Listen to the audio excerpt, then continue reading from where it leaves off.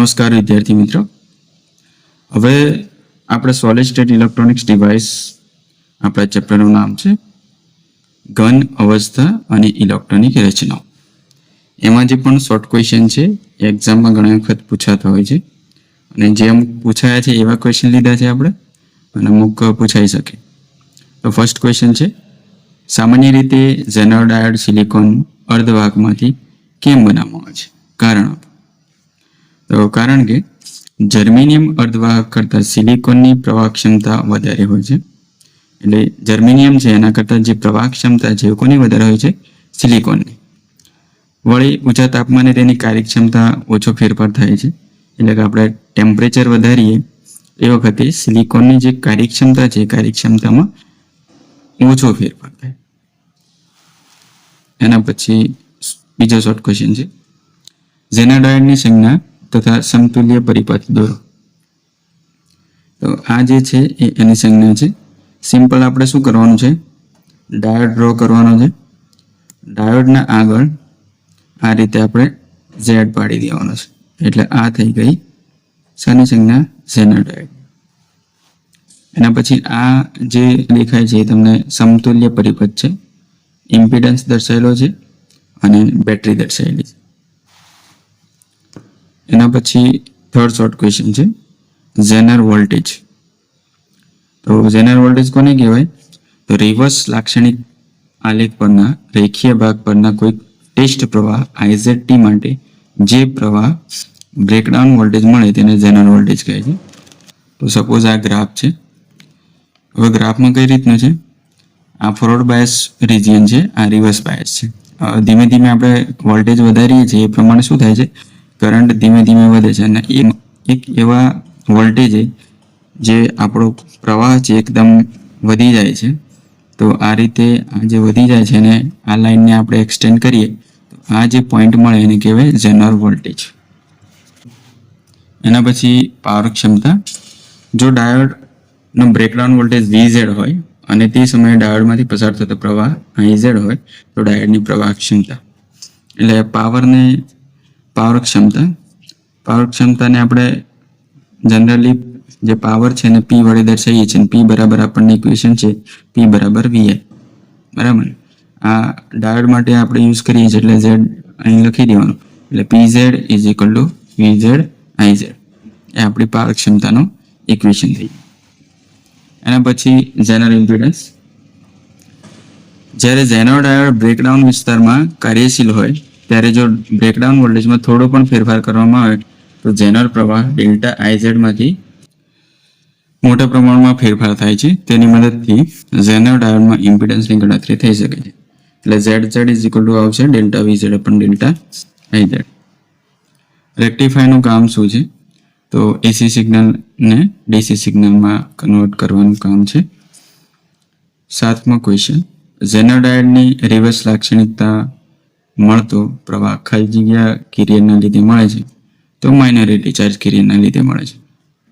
આપણને ખ્યાલ છે કે કોઈ પણ PN જંક્શન ડાયોડ હોય તો N ટાઈપ હોય એમાં મેજોરિટી ચાર્જ કેરિયર તરીકે ઇલેક્ટ્રોન હોય. P ટાઈપ હોય તો એમાં મેજોરિટી ચાર્જ કેરિયર તરીકે કોણ હોય?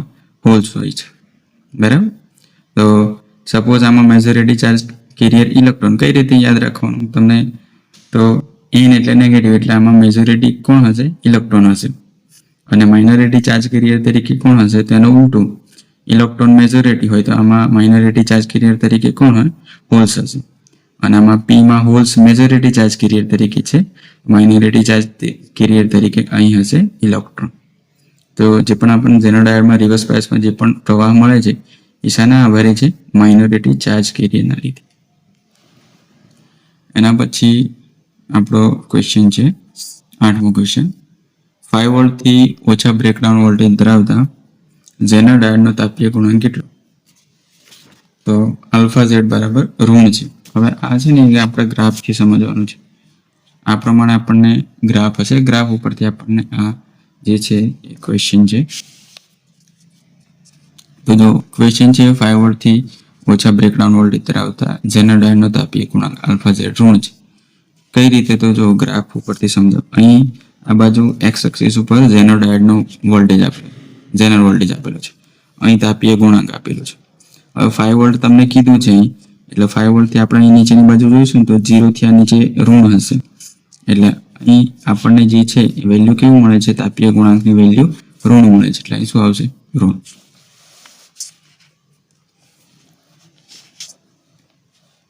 એટલે કે જંક્શન તાપમાન વધારતા ઝેનર વોલ્ટેજ VZ ઘટે છે, બરાબર. એટલે આપણે અહીં જો દેખાય છે કે ટેમ્પરેચર જેમ જેમ વધારીએ છીએ એમ એમ અહીં શું થાય છે, આપણું આ જે છે એ ઝેનર વોલ્ટેજ ઘટે છે. એના પછી 6 વોલ્ટથી વધારે બ્રેકડાઉન વોલ્ટેજ ધરાવતા ઝેનો ડાયોડનો તાપીય ગુણાંક કેવો હોય છે, ધન હોય છે. તો જો આ 6 વોલ્ટ છે, બરાબર. અહીંથી તમે જુઓ તો 6 વોલ્ટ કરતાં વધારે જોઈશું ને તો અહીં ઝેનર વોલ્ટેજ છે ધન પોર્શનમાં મળે છે, એટલે કે પોઝિટિવ પોર્શનમાં મળે છે. આ 0 નીચે ઋણ હશે તો ઉપર ધન, એટલે 6 વોલ્ટથી વધારે હશે તો આપણને કેવું મળશે, ઝેનર ડાયોડનો તાપીય ગુણાંક ધન મળે છે.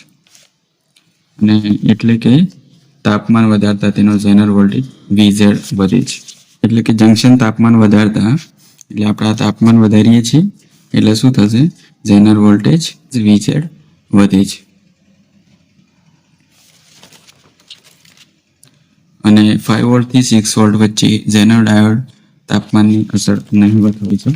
એટલે તમે આ 5 વોલ્ટથી 6 વોલ્ટ વચ્ચે જોઈ શકો છો, એ બે વચ્ચે જે અસર છે એટલી બધી નહિવત હોય છે. એના પછી 11મો ક્વેશ્ચન છે, FET નું પૂરું નામ લખો. તો ફિલ્ડ ઇફેક્ટ ટ્રાન્ઝિસ્ટર. ઘણા વખત કદાચ તમને એવું પૂછી લે કે FET ને ફિલ્ડ ઇફેક્ટ ટ્રાન્ઝિસ્ટર કેમ કહેવાય, બરાબર. તો એ ઇલેક્ટ્રિક ફિલ્ડ ઉપર ડિપેન્ડ છે, એના લીધે એને ફિલ્ડ ઇફેક્ટ ટ્રાન્ઝિસ્ટર કહીએ છીએ. 12મો ક્વેશ્ચન, FET ના કેટલા પ્રકાર અને કયા કયા? તો JFET અને MOSFET. તમને એવું પણ પૂછે કે JFET નું ફૂલ ફોર્મ શું થાય, તો જંક્શન ફિલ્ડ ઇફેક્ટ ટ્રાન્ઝિસ્ટર. અને MOSFET નું ફૂલ ફોર્મ શું થાય, તો metal oxide semiconductor field effect transistor. એના પછી 13મો ક્વેશ્ચન છે, JFET ના કેટલા ટર્મિનલ છે, તો 3 ટર્મિનલ છે, સોર્સ, ડ્રેન અને ગેટ. 14મો ક્વેશ્ચન, FET ના કેટલા પ્રકાર, 2, N ચેનલ અને P ચેનલ. હવે એવો પ્રશ્ન પૂછે તમને, N ચેનલ FET કોને કહેવાય? આ પ્રકારની રચનામાં P ટાઈપ અર્ધવાહક લેયર ધરાવતા ગેટની વચ્ચે N પ્રકારના અર્ધવાહકવાળા વિસ્તારને N ચેનલ FET કહે છે. જો 2 P પ્રકારના લેવાના અને વચ્ચે એક N પ્રકારનો મૂકવાનો, બરાબર ને, અર્ધવાહક, તો આને કહીશું N ચેનલ FET.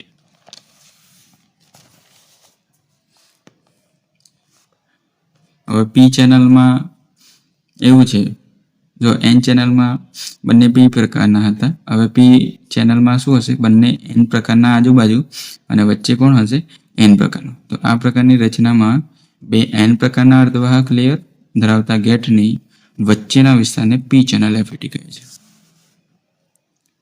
એના પછી 17મો ક્વેશ્ચન છે, FET ના કેટલા ટર્મિનલ અને કયા કયા? તો 3 ટર્મિનલ, સોર્સ, ડ્રેન અને ગેટ. FET ના ફાયદા અને ગેરફાયદા જણાવો. તો પહેલો ફાયદો છે, FET માં ઇનપુટ અવરોધ ખૂબ જ મોટો હોય છે અને એનું મૂલ્ય છે એ JFET માં કેટલું હોય, તો 100 મેગા ઓહ્મ જેટલું હોય છે. અને તેના કારણે FET નો જે ઉપયોગ છે એ વોલ્ટેજ કંટ્રોલ તરીકે કરી શકાય છે, બરાબર. બીજો ફાયદો છે, FET એ એક જ પ્રકારના વીજભાર વાહકો ધરાવતી રચના છે. N ચેનલ FET માટે જે ઇલેક્ટ્રોન છે અને P ચેનલ માટે FET માં હોલ્સ એ મેજોરિટી ચાર્જ કેરિયર તરીકે હોય છે.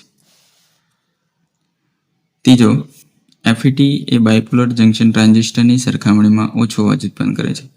બાયપોલર જંક્શન ટ્રાન્ઝિસ્ટર એટલે BJT, બરાબર ને. તો BJT ના કમ્પેરિઝનમાં FET નો જે નોઇઝ પ્રોડ્યુસ થાય છે એ કેવું હોય છે, ઓછો હોય છે. અને છેલ્લો છે ગેરફાયદો છે, BJT કરતાં આ જે FET છે એની સરખામણીમાં લો ગેઇન બેન્ડવિડ્થ આપણને મળે છે. 19મો ક્વેશ્ચન, એફઈટીના મુખ્ય કેટલા પ્રકારના લાક્ષણિક પ્રાચલો છે અને કયા કયા? તો 3 છે: ડ્રેઇન અવરોધ, amplification factor, transconductance. 20મો question, drain અવરોધનું સૂત્ર લખો. તો આરડી બરાબર થશે ડેલ્ટા વીડીએસ અપન ડેલ્ટા આઈડી. વીજીએસ એ વખતે અચળ રહેશે. આ આપણને ગ્રાફ ઉપરથી આ બધા ઇક્વેશન લખવાના છે, એટલે ગ્રાફ મેં તમને બતાવ્યો છે. એક્સ એક્સિસ ઉપર છે વીડીએસ અને વાય ઉપર છે આઈડી. મિલી એમ્પિયરમાં છે, આ વોલ્ટમાં હશે. હવે શું કરીએ છીએ, શરૂઆતમાં જ્યારે વોલ્ટેજ વધારીએ છીએ એ પ્રમાણે કરંટ વધે છે. તો આ જે ડોટેડ લાઇન છે, ડોટેડ લાઇનથી આ બાજુ આપણે જોઈશું તો એ જે છે એ ઓહમિક રિજિયન છે. હવે ઓહમિક રિજિયન કેમ કહેવાય છે એને? તો ઓહમના નિયમને ફોલો કરે છે. જેમ જેમ આપણે વોલ્ટેજ વધારીશું એ પ્રમાણે કરંટ વધશે, જેના કારણે આને કહીશું ઓહમિક રિજિયન. પછી એક આ જે VDS is equal to VP છે, આ પોઈન્ટથી આ બાજુ આપણે જોઈશું ને તો આઈડી છે એ કેવો થઈ જશે? કોન્સ્ટન્ટ થઈ જશે. બરાબર, જો જોઈ શકાય છે બધામાં આઈડી કેવો થઈ જાય છે? કોન્સ્ટન્ટ. તો આ જે ડોટેડ લાઇન છે એનાથી આ બાજુનો વિસ્તાર છે એને કહેવાય પિંચ ઓફ રિજિયન. એના પછી 20મો ક્વેશ્ચન છે, ટ્રાન્સકન્ડક્ટન્સ ઓર મ્યુચ્યુઅલ કન્ડક્ટન્સ નું સૂત્ર લખો. તો GM ઇઝ ઇક્વલ ટુ થશે ડેલ્ટા આઈડી અપન ડેલ્ટા VGS અને VDS કેવું હશે? અચળ. અને એનો એકમ છે એ થશે મો. VGS જેમ જેમ આપણે વધારીએ એમ GM શું થશે? ઘટશે. બીકોઝ આ બંને કેવા છે? ઇન્વર્સલી પ્રપોર્શનલ ટુ છે. 22મો question, amplification factor mu. Mu બરાબર delta VDS upon delta VGS. ID કેવું છે? અચળ છે. અથવા તો બીજું ઇક્વેશન થાય મ્યુ બરાબર RD ઇન્ટુ GM. 23મો શોર્ટ ક્વેશ્ચન, SCR નું પૂરું નામ લખો. તો સિલિકોન કંટ્રોલ રેક્ટિફાયર. 24મો ક્વેશ્ચન, SCR એ કેટલા સ્તરવાળું ઉપકરણ છે? 4 સ્તરવાળું.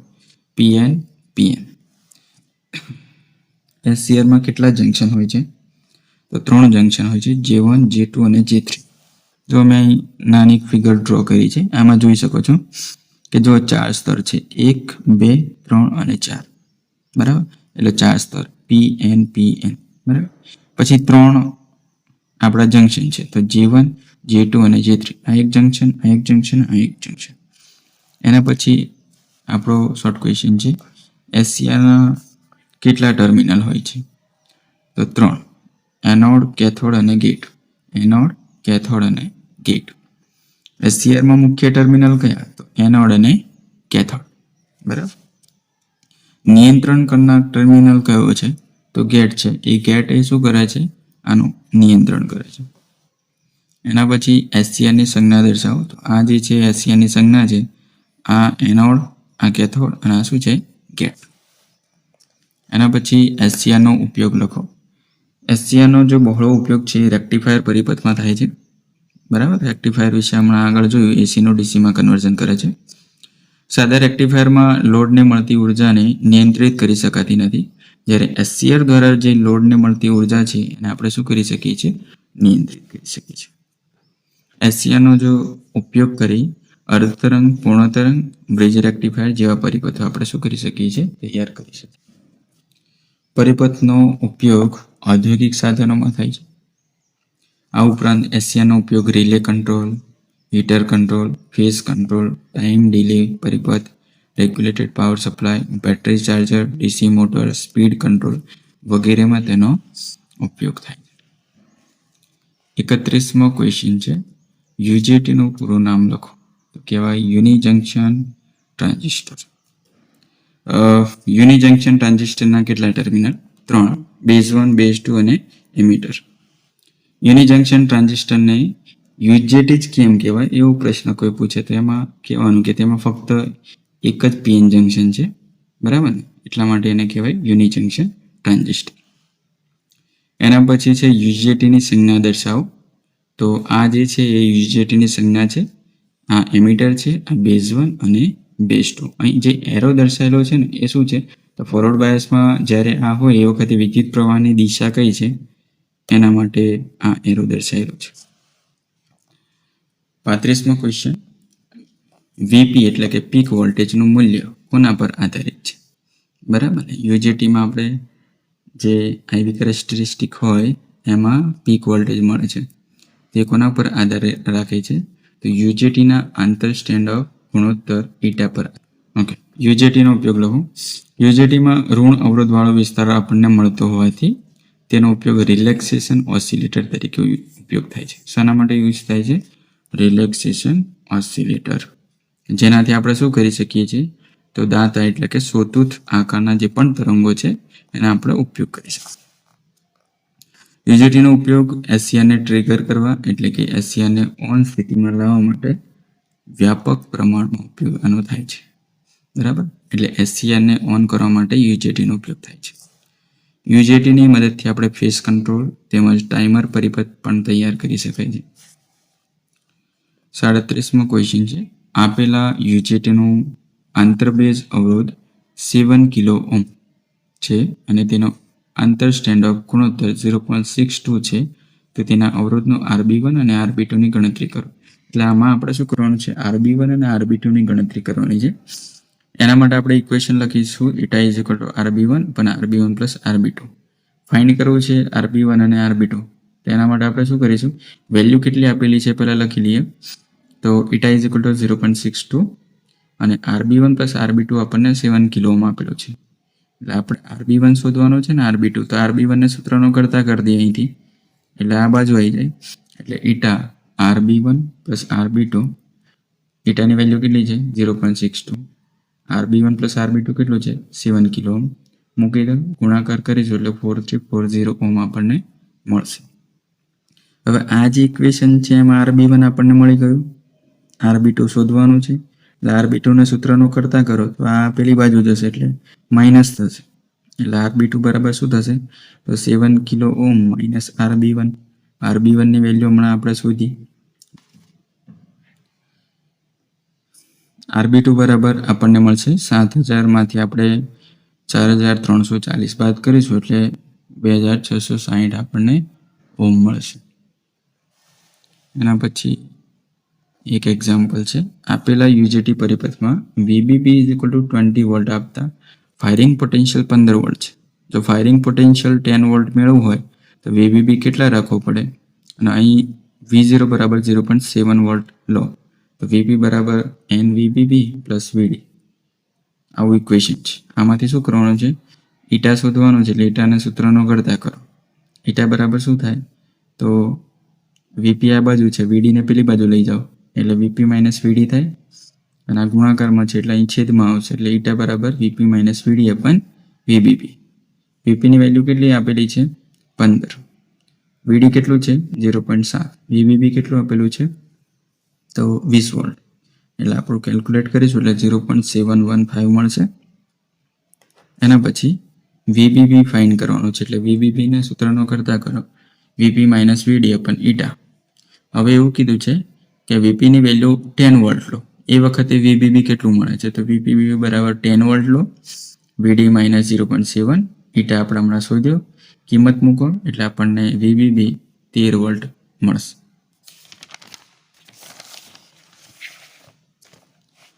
એના પછી 39મો ક્વેશ્ચન છે. બ્રેકડાઉન વોલ્ટેજ કોને કહેવાય? આગળ આપણે ચર્ચા કરીએ જ છે. રિવર્સ બાયસ વોલ્ટેજનું મૂલ્ય આપણે વધારીએ ત્યારે કોઈક મૂલ્ય માટે ડાયોડમાંથી પસાર થતો પ્રવાહ મૂલ્ય એક શું થઈ જાય છે? વધી જાય છે અને આ મૂલ્યને આપણે બ્રેકડાઉન વોલ્ટેજ કહીએ છીએ. છેલ્લો ક્વેશ્ચન છે. ઝેનર ડાયોડનો ઉપયોગ લખો. ઝેનર ડાયોડનો ઉપયોગ છે એ સ્થિર વોલ્ટેજ આપવો એટલે કે વોલ્ટેજ નિયમનનું કામ કરે છે. બરાબર, ઝેનર ડાયોડનું કામ શું છે? વોલ્ટેજ નિયમનનું કામ છે. એટલે વોલ્ટેજ નિયંત્રણ કરવાનું. લાઈક કરો, લાઈક કરો, શેર કરો, સબસ્ક્રાઇબ કરો, સબસ્ક્રાઇબ કરો. સબસ્ક્રાઇબ કરો. Thank you. Thank you.